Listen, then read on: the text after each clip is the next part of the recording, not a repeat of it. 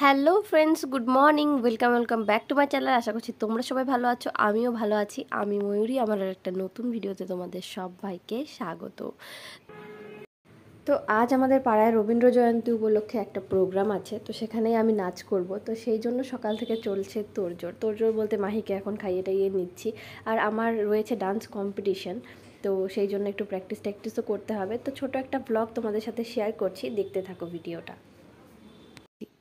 তো এই যে মাহিকে খাওয়ানো টাওয়ানোর পর আমার শাশুড়ি মা বললো যে তুমি আজকে প্র্যাকটিস করো আর রান্নাটা আজকে আমি করি। তো শাশুড়ি মা রান্না করছে আর আমার কম্পিটিশানটা হচ্ছে দুপুরবেলা, কারণ কম্পিটিশানের টাইমটা দুপুরেই দিয়েছে। তো রেডি হতে হবে, সেই জন্য সব কিছু বের করেছি, এই যে সমস্ত সাজার জিনিস।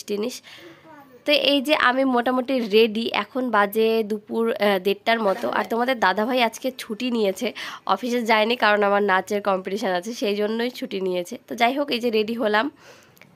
হ্যাঁ, কি বলবা বলো? কি বলবো?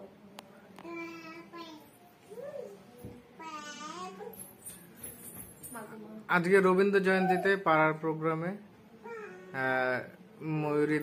ময়ূরী ধর নাচ করবে। রেডি হয়ে বসে আছি গাইস। আমাদের বাড়ির সামনেই প্রোগ্রাম, যেহেতু তাই সবকিছু শোনা যায়, কখন কি নাম হচ্ছে কি হচ্ছে। এখনো ক বিভাগ হচ্ছে, আমার নাম হচ্ছে গ বিভাগে। তো সেই জন্য এখন বসে আছি, পিছনে মাহি দুষ্টামি করতেছে। কি নাচ করবা? আর এই যে ও হচ্ছে আমার স্টুডেন্ট, তোমাদের সাথে শেয়ার করা হয়নি, আমার কয়েকটা স্টুডেন্টও আছে, আমি নাচ শেখাই। তো এই যে ও এসেছিল আমার কাছে সাজতে, তো ও নাচ করবে ওখানে। তো এই যে চলে আসলাম আমাদের প্রোগ্রামের সামনে। এখনো সেরকমভাবে কিছু হচ্ছে না, মানে নাচ গান শুরু হয়নি, ওই আর্ট কম্পিটিশন এগুলো হচ্ছিল। তো মাহিকে নিয়ে আমি চলে আসলাম, আর একে একে দেখি যে সব সেজে গুজে আসছে,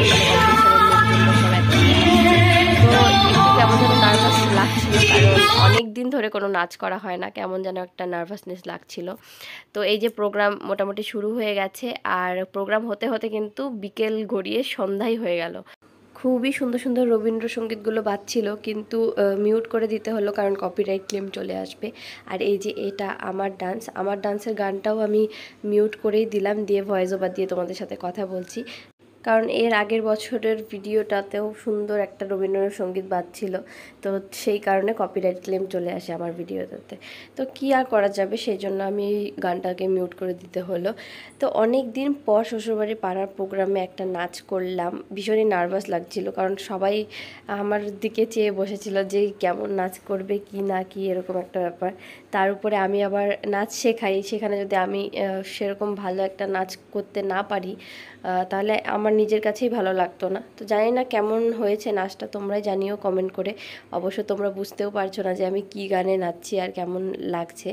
যাই হোক, যতটুকু বুঝতে পারছো অবশ্যই কমেন্টে জানিও যে আমার নাচটা কেমন হয়েছে। আমি একদমই প্র্যাকটিস করার টাইম পাইনি, তোমরা তো জানোই মাহি ছোট, তো সেই জন্য একদমই প্র্যাকটিস করার টাইম পাইনি। যতটুকু করেছি তার উপরেই এই ডান্সটা আমি একদম শর্ট টাইমের উপর গানটা শুনে জাস্ট প্র্যাকটিসটা করেছি।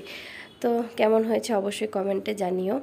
তো এই তো আমার প্রোগ্রাম শেষ, এবার বাড়ি যাওয়ার পালা। প্রোগ্রাম থেকে বাড়ি গিয়ে তারপর তোমাদের সাথে সব কিছু শেয়ার করছি, দেখতে থাকো। তো এই যে বাড়িতে চলে আসলাম, আর দেখো মুখ চোখের কী অবস্থা, আর এত গরম পড়েছিল।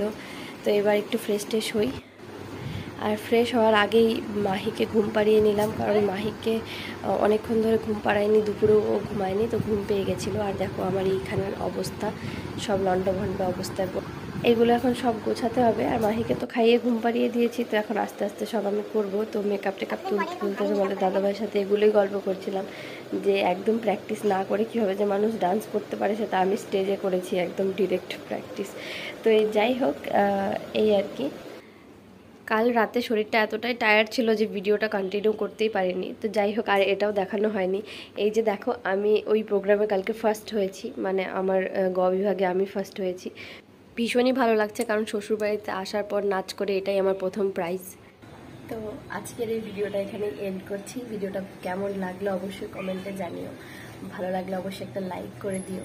তো তোমাদের সাথে দেখা হচ্ছে অন্য আরেকদিন অন্য একটা নতুন ভিডিওতে। ততক্ষণের জন্য ভালো থাকো, সুস্থ থাকো, বাই বাই।